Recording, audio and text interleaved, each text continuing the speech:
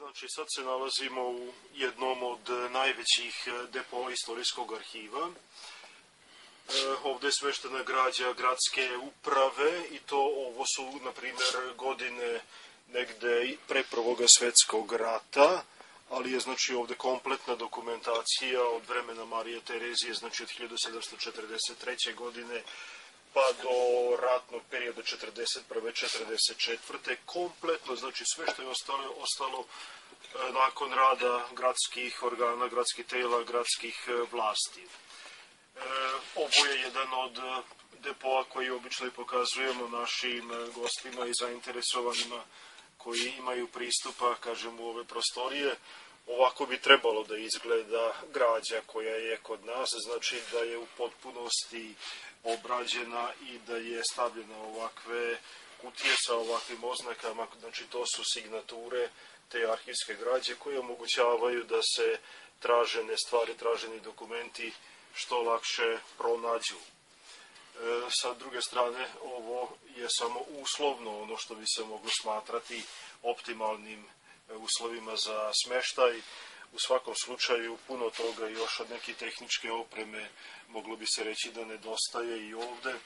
Naprimjer, ako je pitanje vlažnost koja se redovno kontroliše, ako je previše suv vazduh, onda naši ljudi spremačice dolaze pa malo prskaju, a opet ako je previše vlažno, onda ne možemo ništa da uradimo u tom slučaju.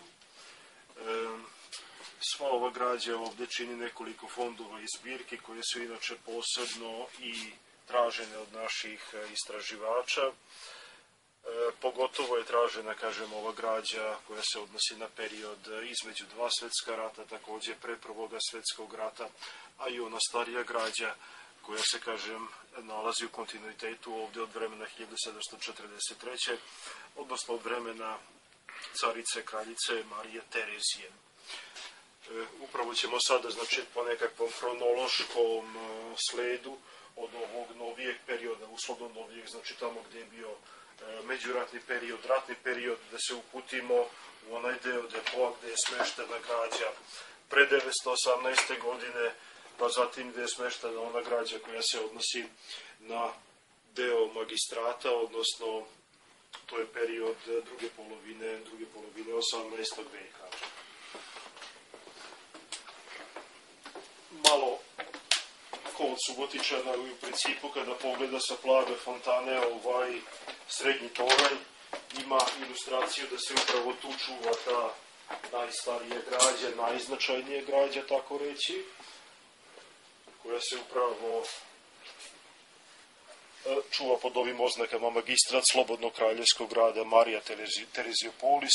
Vidi se koje su godine, znači na svakoj kutiji je obeležena oznaka.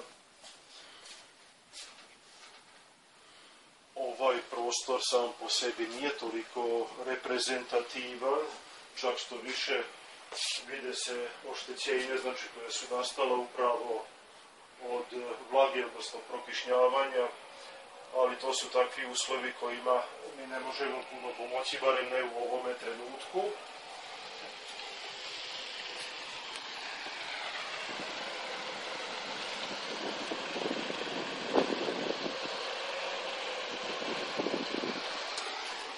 Sa druge strane, ovdje smo upravo kod jednog dela koji se zove Selekta Ivanji. Znači, praktično ne bi bilo modernog arhiva da nije bilo profesora Ivanjija koji je vršio istraživanja u arhivu onome gradske uprave u to vreme, krajem 19. i početkom 20. veka i koji je napisao svoje poznate studije na osnovu te arhivske građe.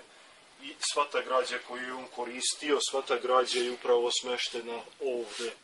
Znači, tek zahvaljujući njemu je ta građa postala pristupačna širim društvenim slojevima, odnosno tek onda počinje istraživanje svih zainteresovanih u toj arhivskoj građi.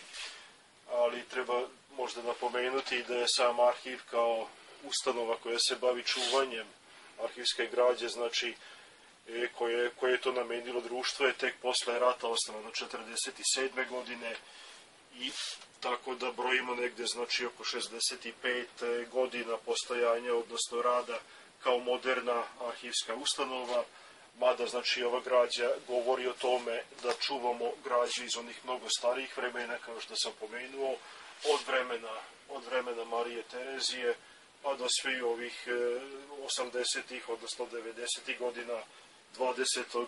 veka.